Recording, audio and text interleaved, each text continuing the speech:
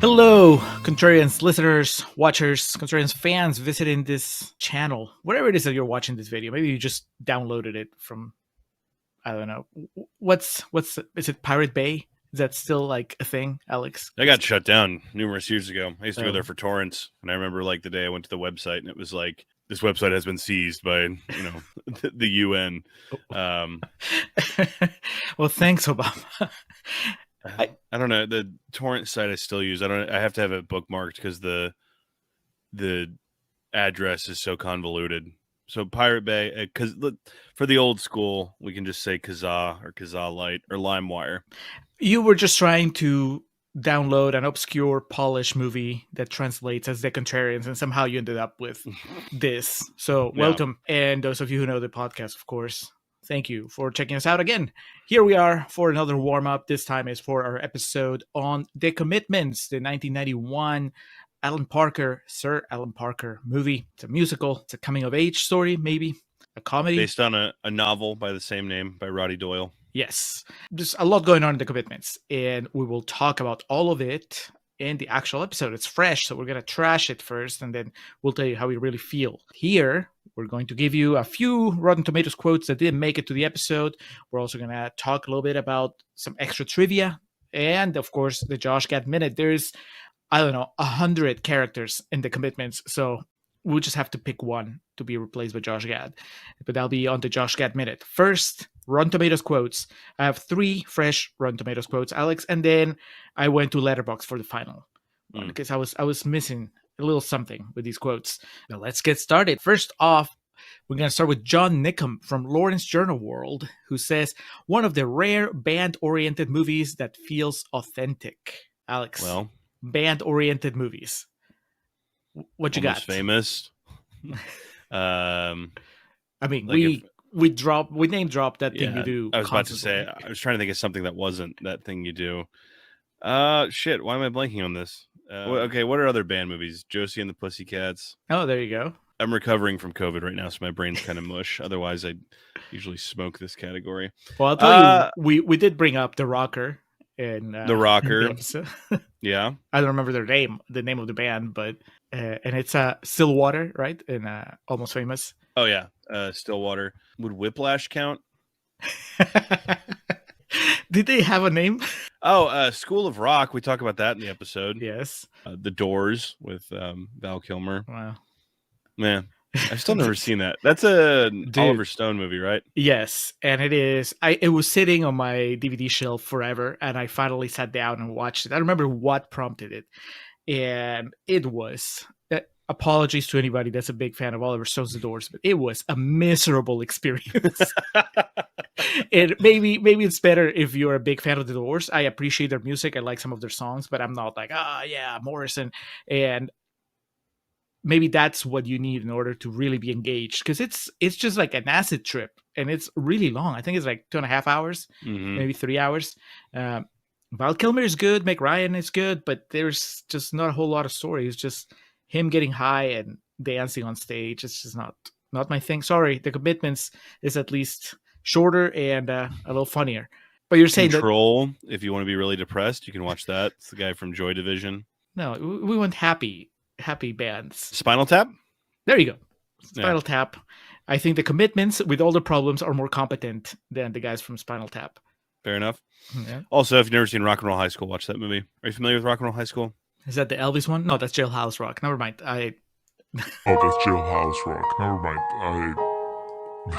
Rock and Roll High School? No, it's the Ramones. It's a Roger Corman produced movie from the 70s in which the Ramones play themselves. PJ Souls is the lead in it, and it has our good friend Clint Howard in it as well. I don't think it's a movie Julio would particularly like. It's very, very silly, and it's the idea of like the Ramones come to this town to fuck things up, and like the principal's like trying to ban the Ramones music. And the best part of it, this is trivia about a movie we're not even covering. There's a concert scene where they needed to film a Ramones concert, and so they just put the word out, free Ramones concert, and you'll be in a movie too. And so it was just like Ramones fans that showed up, and they have like PJ Souls, other gal that's in it, and like just a few of the actors like up against the stage, and like they're just getting fucked up because the people behind them are Ramones fans just there to see the Ramones play. I think I remember reading once like the director said it was like the scary portion of making it because they did not put enough thought into that. The Commitments, though, I think had a bit more of a civilized fan base, and especially at their first gig, they just got laughed at. Yes, yeah, but also, well, I just can't get over the Ramones playing for PJ Souls. Are they playing their own songs, or are they songs for the movie? No, they're playing their own songs. Like they have the song "Rock and Roll High School," and PJ Souls, her name's Riff Randall. That's like an iconic role for her. That was right around the time of Halloween also. So she was on top of the fucking world. The thing is, like, she writes a song that she wants to get to them. She's like their number one fan. She loves Joey Ramone. And Dee Dee Ramone was so awful at delivery, they limited him to one line in the entire movie.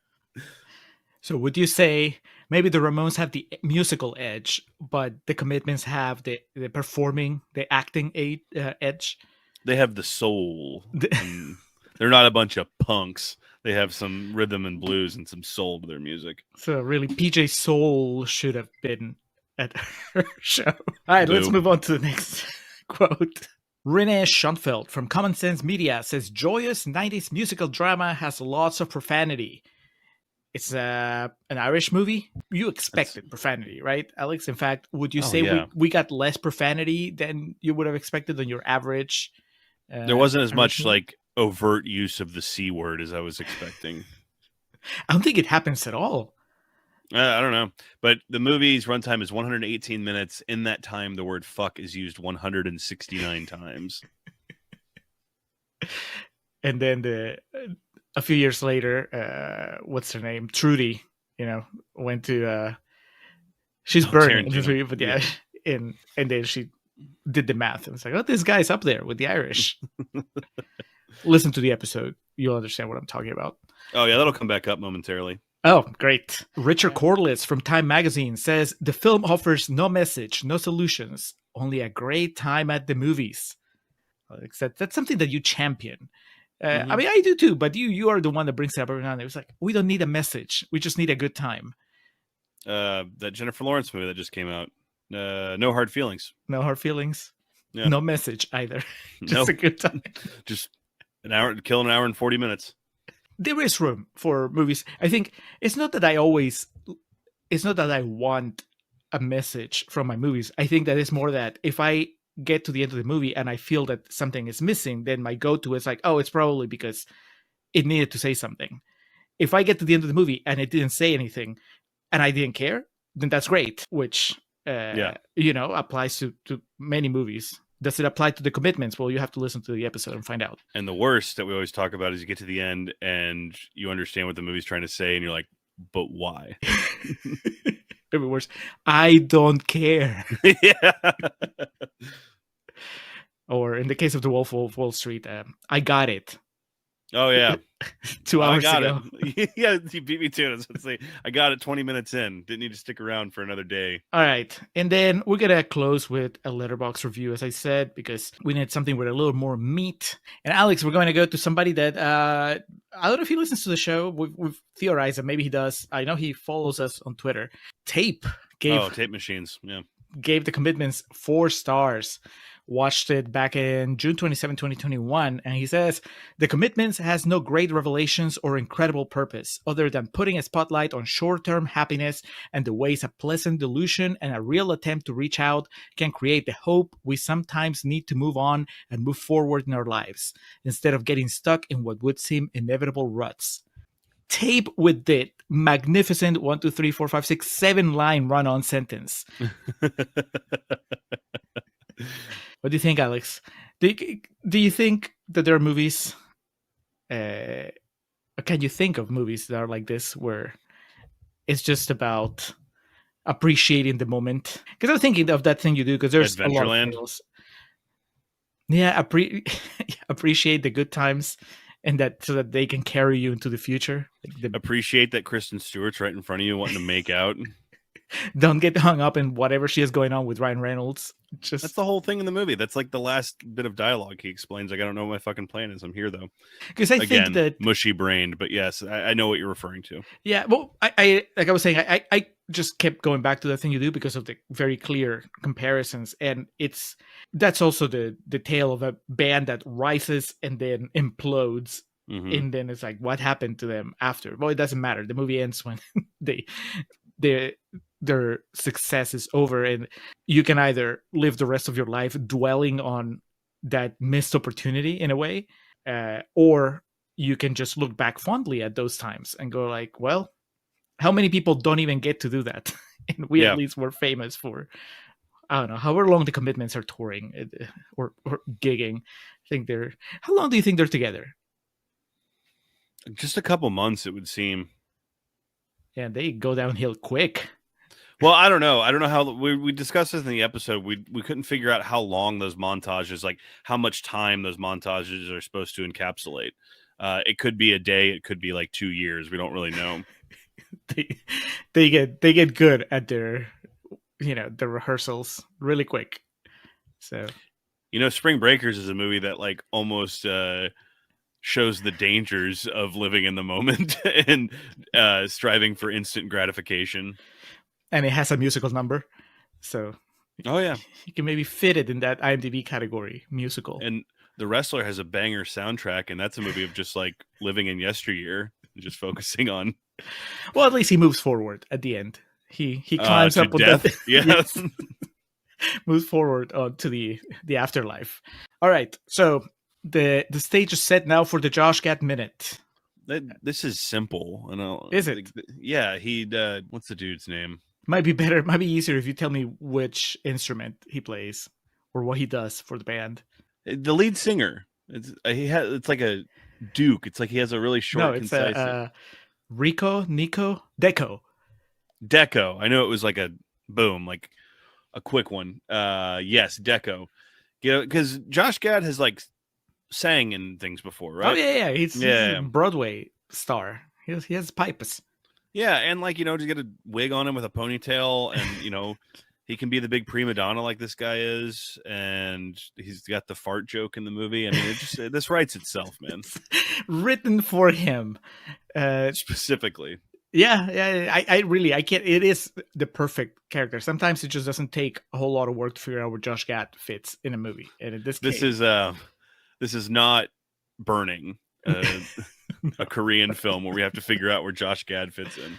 The only alternative, I would say, just because Josh Gad now, I mean, he's a father, he's an adult, and the Commitments are not youngsters necessarily, but they're also they're not in their 30s or 40s. So if push came to shove and the remake of the Commitments cast a whole bunch of young people, then he would have to be Meany. He would be, or he could be Lips. Okay. Yeah, I didn't realize he's older than me. He's 42. Yeah, he's youthful, but yeah, he could be Joey Fagan if, like you said, if push comes to shove. Yeah, if they won't buy him as Deco, like you're too old for Deco, then you get him as Fagan. Now, if he plays Deco, then you have to get, I don't know, some really old dude for Fagan.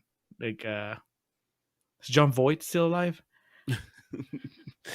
Ian McKellen.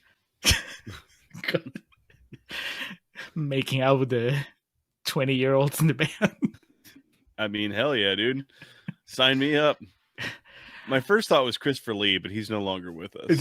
Okay, well. Yeah. Don't worry, Alex. With the magic of CGI, artificial AI, intelligence, everything will take care of it. All right. Well, that's a Josh Gad Minute. Alex, let's go into trivia. The Commitments, as mentioned, directed by Alan Parker. The screenplay was by Dick Clement, Ian Lafrenius, and Roddy Doyle, based on the novel The Commitments by Roddy Doyle. It was released August 14th of 1991 in the United States. Had a budget of between $12 and $15 million and a box office return of just under $15 million. We go into detail about the different awards it was nominated for and won in the actual episode. It had 2 different soundtracks. We talked about that as fucking Use Your Illusion or something. One, I don't know if this is part of it or if this is like a third soundtrack that came out, but one is called Rarities. It's I put the thing on the thumbnail for the for one of the chapters of the podcast, but it looks fancy. And then I found a picture of a vinyl version of the soundtrack, and I was like, Alex, Nice. get this. That's pretty dope. Alan Parker put many people who did not make the initial audition for the band in bit parts in the movie. He also had one character mockingly sing the title song from Fame from 1980, which is a movie he directed. So. Right. Easter eggs. He originally wanted Van Morrison to play Lips, Joey Fagan, which tickles me. Quentin Tarantino was a big fan of this movie to the point that he invited Brona Gallagher, Bernie, as we mentioned, to appear in Pulp Fiction, where she plays Trudy, one of Jodie's friends in the infamous needle scene. I love it. So I was watching this movie, The Commitment's okay, and I was like, fuck, man. Out of everybody, why did he pick Bernie? I'm not saying that Bernie's not good. She's great. Everybody in the band is great. But how does he zero in on that one character and decides, okay, you're gonna be with Rosanna Arquette in this scene? How does his brain work? Right? I don't know. Because it's not like he cast her as a musician or a dancer. It's like, no, you look like somebody that wants to pierce her nipples. Let's go. You will have no lines, but you will hold a bong and look on in utter terror. For their St. Patrick's Day 2016 evening showing, Ireland's TV3 broadcast a version with the MGM logo instead of the original 20th Century Fox, making the blatant 20th Century Fox CBS Fox video product placement in the video store really obvious. Additionally, instead of a widescreen HD version as the original cinema release, the same broadcast used a 3:4 Academy ratio cropped version that was shown with vertical sidebars as would have been seen cropped on earlier TV broadcasts and the original VHS home video version. Presumably a widescreen HD version was unavailable. Like, I love that not only made the IMDb trivia section, but the reason it made that is because someone watched that and got so pissed that they didn't show the HD version of it in 2016 on St. Patrick's Day. You know, they had like all the beer. The house was stocked and they had, sausage and they were just ready to fucking party for the screening of the green popcorn. Yeah, the Commitments. They got the top hat on. Just every cliche, every stereotype you can think of. They fired up and like, standard definition, what the fuck is this? Logs on to IMDb. The guy's been telling his girlfriend for like 2 months now that just wait, this movie's gonna blow your mind. And he's like, fuck this. Turns the TV off. We're done. Get Amazon out. Orders the DVD or the Blu-ray. Joey the Lips, Johnny Murphy, and Brona Gallagher, Bernie were the only ones in the group who had no musical experience before making the film. Really? That had to be on the casting call. They just like showed up and were like, yeah, fuck it, we'll try it anyway. So what was Jimmy's musical experience? Standing around, tapping his foot? Well, yeah, he's the manager. He's not in the band. So Outspan, the guitarist in the band, Glenn Hansard, had a very difficult time during filming. A clash early with director Alan Parker made it very difficult for him to enjoy the experience. It took him almost 20 years before he watched the full film. What? We go to that pretty regularly of like, one of my Bjork with Dancer in the Dark about how proud she should be of her performance in that movie, but it was obviously not a good experience for her, so she doesn't revere it as much. Like this type of thing of like, people love this, as we've discussed. This is like a really important movie to some people. So that meant for 20 years, you might have gotten approached on the street of like, hey, I love you in The Commitment. And he's like, fuck off. It just makes me wonder what would have happened though. So because he's one of the characters that seems to be having the most fun in the movie. He's always smiling. He's a tall kid with the red hair. I don't know. Do you think that did he clash with Parker or did he clash with someone else? Did he clash with Cole Meany? Parker just took the bullet for it. He questioned this. Who was it? Who directed I Heart Huckabees? That was David O. Russell, right? Yes. Yeah. You remember that clip of him screaming at Lily Tomlin? Just something like that comes out. Oi! Fuck you, prick! In closing, Alan Parker considered Bob Hoskins for the role of Joey the Lips, but decided the role would be better suited for an unknown. So he opted for stage actor Johnny Murphy instead. Man. Bob Hoskins. We're going to be the Commitments. He's too rough. I mean, no, that's okay. That's not fair. I've seen Bob Hoskins play. Bob Hoskins, playing the saxophone, going to town. He would have kept the mustache, right? He would have had the Super Mario mustache if he took the part. my God, this was 91, right? So they wouldn't have been too far removed from one another. Super Mario was 93. But yeah, it's also one of those things you think about that he just would have acted circles around everyone else in the movie. Too much. It's just I do, Elvis. Never did drugs in front of me, though. it really would take away from the charm of, because you just be like, that's Bob Hoskins. He's too grizzled. He's not like Johnny Murphy. Like, he's kind of soft. Like we talked about in the episode, he's like an idiot and a dork, but like he has a soft delivery and kind of a non-intimidating presence. Fucking all 4'2" of Bob Hoskins just yelling all his dialogue in this would just been too gruff. Potential Wolverine Bob Hoskins. Yeah, too much for the commitments. Do me a favor, Alex, because I kept meaning to look this up and I didn't. Was there a musical, like a stage musical based on the commitments? Because when I was looking up pictures for the website, like a bunch of stage production photos kept coming up. And I don't know if that's like an official adaptation of the movie and the book, or if it's something else that's called The Commitments and it happens to be also a musical. Yes, there is a jukebox musical written by Roddy Doyle based on the 1997 novel of the same name. Looks like it premiered in 2013 at the Palace Theatre in London. Had numerous tours of the UK and Ireland. So yeah, it was adapted into a stage show. It looks like they were even touring this year. Over there, not over here. Correct, yeah. Can't you see The Commitments anywhere in the States? Won't they come? I don't think so. They can tour with, I don't know, Blink-182 on their next leg. We talked about in the episode the idea for the sequel once Harvey Weinstein got his fucking greasy hands on it. It was, well, they'll just come to America. That's all anyone wants to do anyway, right?